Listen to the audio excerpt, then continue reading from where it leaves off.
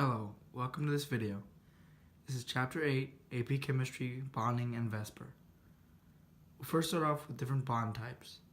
The first bond type that we have is the ionic compound. In an ionic compound, electrons are transferred from one to the other. The example that is given is sodium chloride. In this case, sodium transfers electrons to the chlorine. Ionic compounds often include both metals and nonmetals. In this case, sodium is a metal and chlorine is a nonmetal. The next bond type that we have is the exact opposite of the ionic. It's the covalent. In the ionic, as I said earlier, the electrons are transferred from one to the other. However, in covalent, the electrons are shared. So in the example of H2 gas, the electrons stay mainly in this area right here. The electrons are attracted by both the protons in the hydrogen and also in the other hydrogen as well, and both the hydrogens. As I said, in ionic, there's typically a metal and a nonmetal. In covalent, there's usually two nonmetals. Type of chemical bond, we have to introduce the idea of electronegativity. Electronegativity is defined as the ability of an atom and a molecule to attract shared electrons to itself. In the example of hydrofluoric acid, the electronegativity of fluorine is 4.0. The electronegativity of hydrogen is 2.1.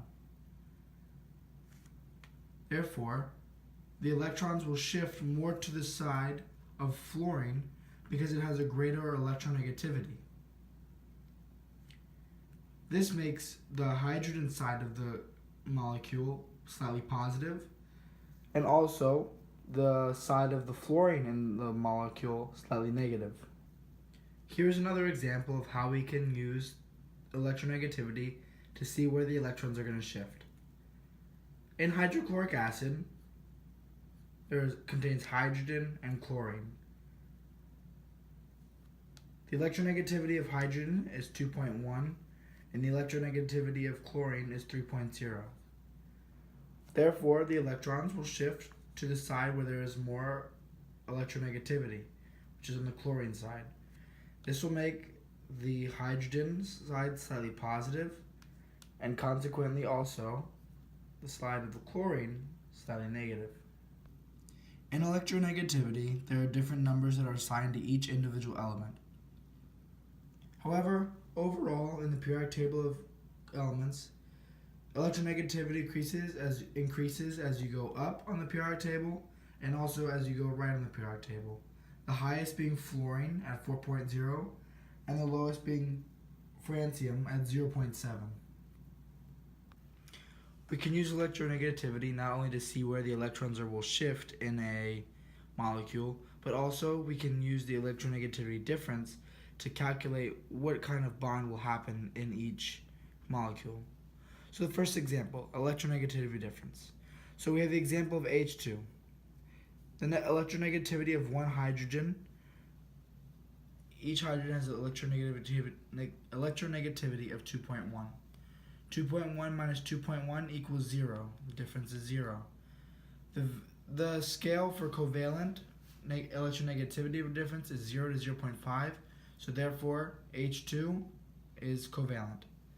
The next example are polar covalents.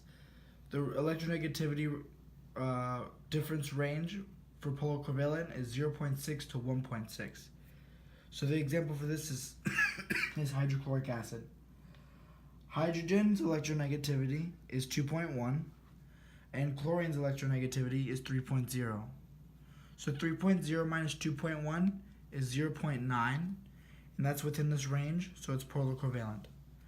The last example we have is ionic. If the electronegativity is greater than 2 or greater, then it is an ionic compound. So for the example of sodium chloride, the electronegativity of sodium is 0.9, and the electronegativity of chlorine is 3.0. Therefore, the difference is 2.1, and 2.1 is greater than 2, so it's an ionic compound. So the next things we'll be talking about is ions and how having an ion will affect its electron configuration and its size. The first thing we'll be talking about is the electron configuration. So if you have any questions on the basics of electron configuration, refer back to chapter 7. But all these, group 1A, hydrogen, beryllium, all these different rows equal these electron configurations. Lithium plus, magnesium, aluminum, oxygen, fluorine are equal to neon. Potassium, calcium, sulfur, chlorine are equal to argon.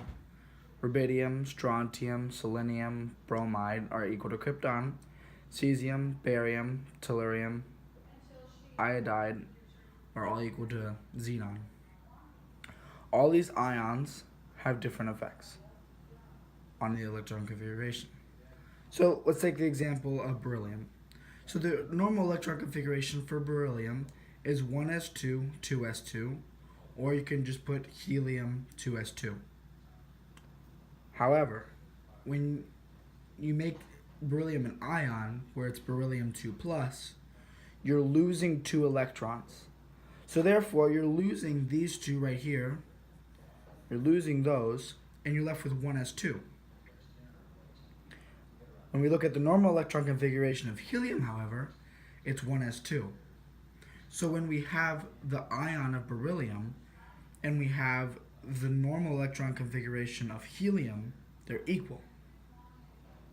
So now that we've done an easy example with beryllium, let's do a more complicated example, more of a little bit longer of an electron configuration. So let's do barium.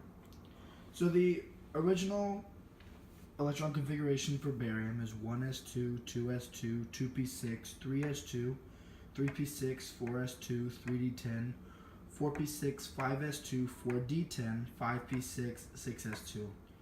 Or you can just simply put xenon 6s2. When we look at the ion electron configuration, barium 2+, let's notice that this 6s2 goes away.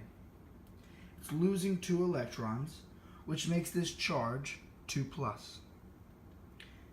Now when we look at the electron configuration, the original electron configuration of xenon, it's the exact same as barium. And this proves that this ion electron configuration equals xenon equals barium. Just as beryllium equaled helium, and if we did it for any other example, calcium 2+ would equal argon, strontium 2+ would equal krypton. They're all equal. Still don't believe me? Well, let me prove it to you. The next example we're going to do is chlorine. The original electron configuration for chlorine is 1s2, 2s2, 2p6, 3s2, and 3p5. However, when we do the electron configuration of the ion Cl-, we add another electron on. So 5 plus 1 adding another electron is 3p6. So we have 1s2, 2s2, 2p6, 3s2, and 3p6. When we get the original electron configuration of argon, there's 1s2, 2s2, 2p6, 3s2, and 3p6. The ion of chlorine and the ion electron configuration of chlorine and the original electron configuration of argon are equal. I'm going to help you out with one more, and then you're going to do one by yourself. So this example is oxygen. The original electron configuration for oxygen is 1s2, 2s2, and 2p4. When we do the ion, we're adding 2 electrons on. So there's 4 plus 2 is 6. We added 2 electrons. So the electron configuration of the ion is 1s2, 2s2, and 2p6. And then when we do the original electron configuration of neon, we get 1s2, 2s2, and 2p6. So these are equal, showing that the ion electron configuration is equal to the original electron configuration of the noble gas that it's the closest to. So now I'm going to challenge you guys. The example I'm going to give you is sodium. go ahead and find the original electron configuration, the ion electron configuration, and the original electron configuration of the noble gas that it's associated with. Pause this video, and when you're done, press play. Is this what you guys got? Hopefully it is. If it isn't, let me explain it one more time. So the original electron configuration of sodium is 1s2, 2s2, 2p6, and 3s1. Since the ion of sodium is Na+, that means we're losing an electron. We're losing this electron right here, which means that what's left is 1s2, 2s2, and 2p6. When we compare to the noble gas, it's the exact same thing. 1s2, 2s2, and 2p6. It's really cool. Okay, so we have oxygen. The electron configuration for oxygen is 1s2, 2s2, 2p4. However, when we make it into an ion, oxygen 2-, we add 2 electrons. So therefore, this changes to 1s2, 2s2, and then 2p6. Sodium by itself is with no ion is 1s2, 2s2, 2p6, and 3s1. However, when we make it into an ion, this last electron goes away. We're left with 1s2, 2s2, 2p6. The noble gas neon is 1s2, 2s2, 2p6. The element fluorine is 1s2, 2s2, 2p5. However, when we make it into its ion, F-, fluorine-, we add another electron on and get 2p6. So all these ions and the noble gas neon are equal. They have equal electron configurations. Isn't that neat? So now that we've talked about ions and their effects on electron configuration, how do ions affect the sizes of the element? So if there's a positive ion, that means it's losing an electron and it's becoming positive. A positive ion is called a cation. The easiest way to remember that is that there's a plus sign in the middle of the word cation. And cations are smaller than the original atoms. So for the example of a positive ion, there's potassium. So based on cations are smaller than the original atoms, is potassium going to be bigger or smaller than its ion? Well, it's going to be bigger. It's going to be bigger because the cations are smaller than the original atoms. So now let's go over the negative ions. Negative ions accept the electrons. They're becoming more negative and they're larger than the original atoms. So the example of chlorine, is chlorine going to be bigger or smaller than its ion, and then its anion?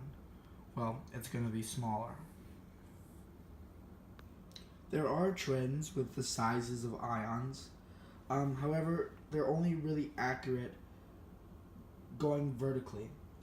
The ion size will increase as you go down the periodic table.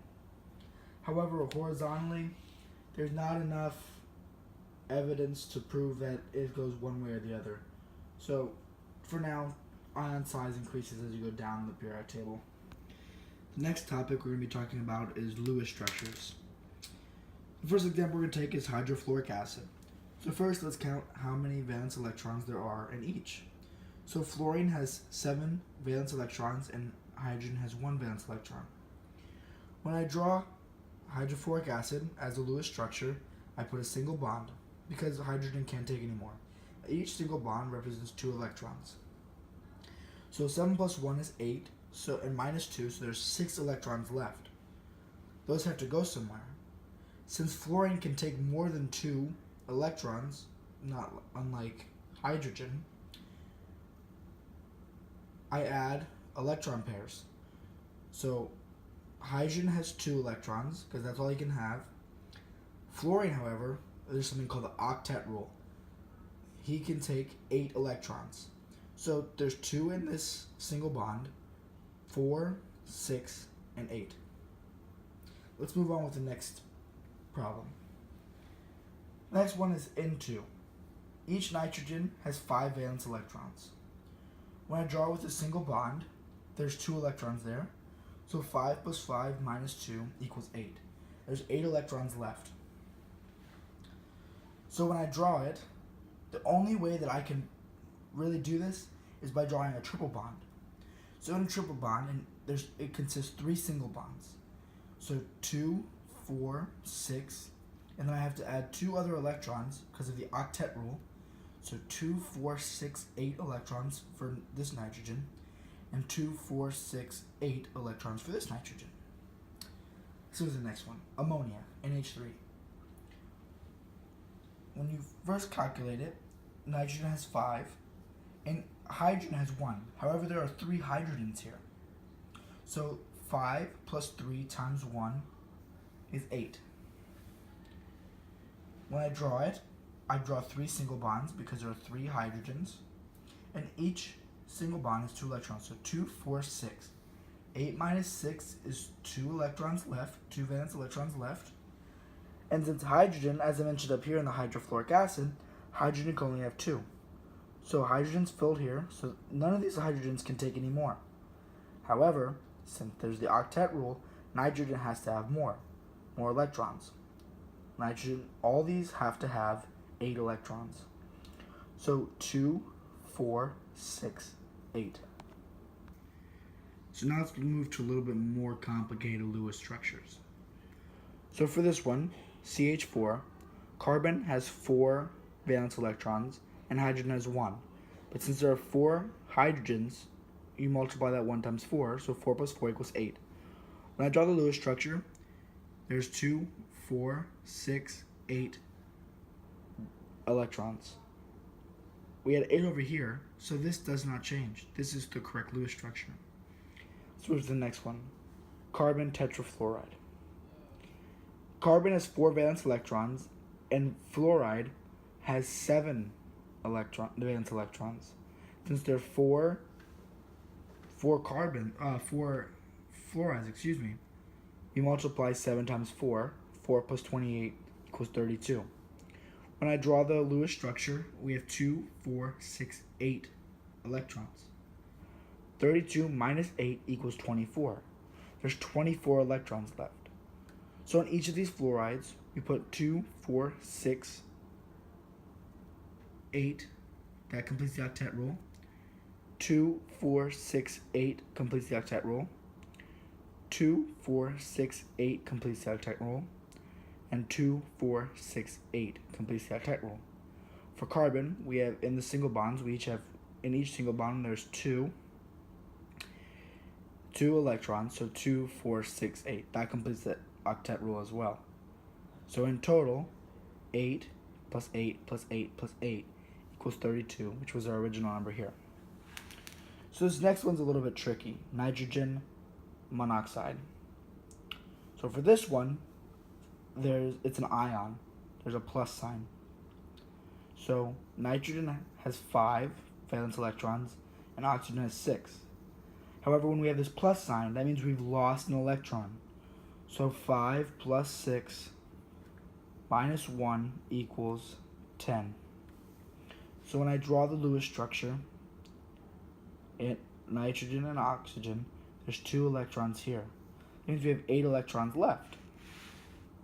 So the only way we can do this is to draw a triple bond. In a triple bond, there's 3 single bonds. So 2, 4, 6, 8, and 2, 4, 6, 8. However, when you draw this, you have to put brackets around it and indicate that there's a plus sign, that it's an ion. If you don't, and you just leave it normally, it's not going to be right because the number 11, there should be 11. If it's not an ion, that doesn't equal 11. That equals 10. So you need to put brackets and put the plus sign. Now let's do a few more examples of Lewis structures just to make sure we have it. So here we have phosphorus tribromide. Phosphorus has 5 valence electrons and bromine has 7 valence electrons, but there's three bromines. So that means that we need to multiply that 7 times 3, and 5 plus 21 equals 26. So I draw the simple structure of the phosphorus tribromide. There's 2, 4, 6 electrons. There's 26 over here, minus 6. We need 20 more electrons. So I added all of the electron pairs. 2, 4, 6, 8, 10, 12, 14, 16, 18, 20, 22, 24, 26. Perfect. That one works. Notice how each has its own octet rule. 2, 4, 6, 8, 2, 4, 6, 8, 2, 4, 6, 8, 2, 4, 6, 8. Each fulfills the octet rule. Next example, N2H2. N2H2, nitrogen has 5 valence electrons, but there's 2, so you multiply by 2, which is 10 plus 2. When you draw it originally, there's 2, 4, 6 electrons. That means there's 6 electrons that need to be left. As I mentioned earlier, hydrogen cannot have more than 2, so we're going to have to do a double bond and lone electron pairs. After you add all that, 2, 4, 6, 8, 10, 12. That's what we needed from over here. Again, notice how each element is full on the octet rule, except the hydrogens, because hydrogens is an exception. They have 2. Nitrogen, 2, 4, 6, 8. The other nitrogen has 2, 4, 6, 8. That works out perfectly. The last example is CH3OH. Carbon has 4 valence electrons. Hydrogen has 1 times 3 is 3, plus 6 plus 1 equals 14. When I draw it originally, I have 2, 4, 6, 8, 10.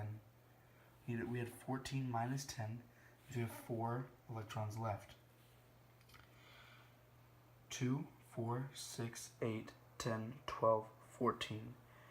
You cannot add a double bond here, because hydrogen can have more, and you can't add a double bond here, because that means carbon would have more than 8. So now everybody's satisfied. Hydrogen has its 2, oxygen has its 2, 4, 6, 8, carbon has 2, 4, 6, 8, this hydrogen has 2, this hydrogen has 2, and this hydrogen has 2 as well. Alright, I'm going to go ahead and give you guys a challenge problem. Go ahead and try to draw the Lewis structure for this. Pause the video and press play when you feel like you're ready. Alright, is that what you guys got? If so, congratulations, you got it. If not, let's look at it real quick. So when we first do the calculations, we see that nitrogen has 5 valence electrons. There are 2 nitrogens, which means you're going to have to do 2 times 5. We also have fluorine. Fluorine has 7 valence electrons, and there's 4 fluorines, means 28. 28 electrons for fluorine. 10 plus 28 is 38 electrons total. When I wrote it out, I had 2, 4, 6, 8, 10 electrons. It means I was missing 28 electrons. When I wrote it out completely, I had 2, 4, 6, 8, 10, 12, 14, 16, 18, 20, 22, 24, 26, 28, 30, 32, 34, 36, 38. 38 valence electrons. Notice also how in this problem, there's full use of the octet rule. Fluorine here has 2, 4, 6, 8. This fluorine, 2, 4, 6, 8. This fluorine, 2, 4, 6, 8. This nitrogen is 2, 4, 6, 8. This nitrogen, 2, 4, 6, 8. And finally, this fluorine has 2, 4, 6, 8. So now let's do one more example of the Lewis structures. Boron trifluoride. So boron has 3 valence electrons, fluorine has 7 valence electrons. There are 3 fluorines, so that means 21 plus 3 is 24 valence electrons. 2, 4, 6, 8, 10, 12, 14, 16, 18, 20, 22, 24. That's right. I mean, there's 24 electrons. No, it's not. Remember, as I said earlier, that each needs to have 8 around it. 2, 4, 6, 8, that's correct. 2, 4, 6, 8, that's correct. 2, 4, 6, 8, that's correct. 2, 4, 6. There lies the problem. Now we need to draw a double bond around boron so that we can get 8 around boron. When we draw this double bond, that means we're adding 2 electrons to both boron and the fluorine up here, so we have to take away an electron pair. Now we have 2, 4, 6, 8, 2, 4, 6, 8, 2, 4, 6, 8, 2, 4, 6, 8. Now we can apply what we've learned about the Lewis structure and also the octet rule in our VSEPR molecules. The first group of VSEPR that we have is 2 things around a central atom. The first actual VSEPR molecule that we have is beryllium chloride. The central atom is beryllium, and the atoms around the central atom are chlorine. The bond angle from here to here is 180 degrees. The next VSEPR molecule that we have is carbon dioxide. Notice on this one how there are double bonds. That might throw some people off, and they might say, well, is that still 2 things around a central atom? It is. You don't base the number of things of the central atom based on the bonds, but rather the atoms on the outside of the bonds. Since this is still 2 things around a central atom, the bond angle is still 180 degrees. In the last molecule we have carbon in the middle, and then we have nitrogen and we have hydrogen and nitrogen. Between the nitrogen, notice that there's a triple bond, but as I mentioned earlier, you base what is around the central atom only on the atoms. All of these 2 things around a central atom are known as linear molecules, and all the bond angles for these are 180 degrees. The next group of VSEPR molecules that we're going to be talking about is 3 things around a central atom. The first example I have is boron trifluoride. This is known as a trigonal planar molecule. Each of the bond angles are 120 degrees for this exact molecule. Boron is the central atom here, and each of the atoms around the central atom are fluorine. The next example I have is carbon H2O. Again, this is a trigonal planar molecule. Each of these bond angles are 120 degrees. However, as you can see, there's a double bond here. But remember what I said earlier, the number of things around a central atom only matter if it's an actual atom. So if it's a double bond, it doesn't affect it. So carbon is the central atom here, and we have two hydrogens and an oxygen. And the last example we have of 3 things around a central atom is SO2. So this is unique. So with this, there's not 3 atoms, but there's 2 atoms and a lone pair of electrons. Remember in the octet rule, how I said that everything needs, but excluding hydrogen, needs 8 things around it. So 2, 4, 6, and this is 8. However, when you put this lone electron pair on the top, it pushes down this bond on these 2 atoms and makes this bond angle smaller. So this is known as the bent molecule, and the bond angle is approximately 116 degrees. The next group of VSEPR molecules we're going to be talking about is 4 things around a central atom. So 4 things around a central atom is, a prime example of 4 things around a central atom is CH4, where carbon is the central atom, and then hydrogens are the atoms around the central atom. So this is known as the tetrahedral molecule. The bond angles between this are 109.5, 109.5, 109.5. They're 109.5 all around 109.5. The next 4 things around a central atom we have to talk about is ammonia. So as you can see, there are 3 atoms around the central atom, but there's a lone electron pair. This molecule is based on the tetrahedral molecule, but since it has a lone electron pair, it is known as the trigonal pyramidal. The bond angles between each of the hydrogens, are roughly 107 degrees because the lone electron pair is pushing down on the hydrogens. The last four things around central atom that we have is water. So in water, oxygen is the central molecule and hydrogens are the atoms around the central molecule, and there are two lone electron pairs. Again, this is based on the tetrahedral. And so back in ammonia, it had one electron pair, so it pushed down on the hydrogens and made the bond angles roughly 107. Well, here there are two lone electron pairs, and this pushes down even harder on the atoms and makes this bond angle smaller. So this is known as a bent molecule, and the bond angle is roughly 105 degrees, but it is based on the tetrahedral molecule. The next group in VSEPR that we will talk about is 5 things around a central atom. This is a prime example of 5 things around a central atom. It is phosphorus pentachloride.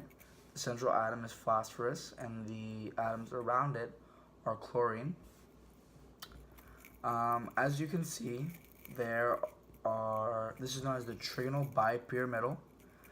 There are 2 atoms on the top. These are known as the axial atoms. The bond angle between these 2 axial atoms is 180 degrees. The 3 around are known as the equatorial atoms. The bond angle between, let's move this out of the way so you can see better. The bond angle between the axial and the equatorial atoms are 90 degrees. And the bond angles between each of the equatorial atoms are 120 degrees. Again, this is a trigonal bipyramidal, 5 things around a central atom. So this is another example of 5 things around a central atom. This is known as sulfur tetrafluoride. As you can see, one of the equatorial atoms were replaced by a lone electron pair. The 2 axial atoms are still here. This is known as the seesaw molecule. It kind of acts as a seesaw. You can go back and forth. The bond angles for this, so these are now less than 90 since the lone electron pair is pushing down on it. Between the equatorial atoms are now less than 120 degrees. The next VSEPR molecule is chlorine tetrafluoride. This is again based off of the trigonal bipyramidal, 5 things around a central atom. There are 2 lone electron pairs in chlorine tetrafluoride. The bond angles between the 2 axial atoms are less than 180 degrees, and the bond angles between the axial atoms and the equatorial atoms are less than 90. This is known as a T-shaped molecule, obviously, because it looks like a T. The last 5 things...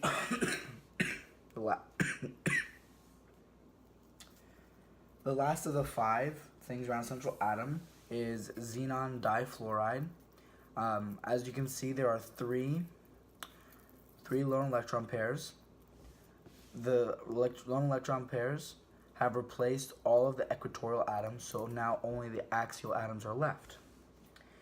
This takes us right back to the beginning with 2 things around a central atom, and it is a linear molecule. The bond angle between the fluorines are 180 degrees, and this is known as the linear molecule, based on the trigonal bipyramidal, 5 things around a central atom. The last things we have to talk about in this video are 6 things around a central atom VSEPR molecules. The first example we have is sulfur hexafluoride. This is the octahedral molecule, and all of the angles are 90 degrees, all around. 90 degrees, 90 degrees, 90 degrees, all 90 degrees. The next molecule we have to talk about is iodine pentafluoride. This is based on the octahedral molecule.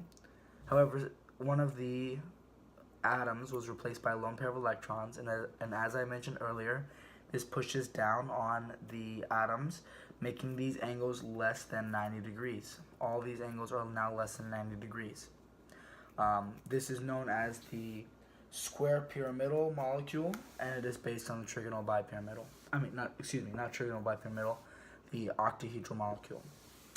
And the last one that we have to talk about is xenon tetrafluoride. Two of the atoms are replaced by lone pairs of electrons. However, the push that these lone pairs of electrons have cancel each other out and consequently make these angles back to 90 degrees again. This is based on the octahedral molecule, but it is called the square planar molecule.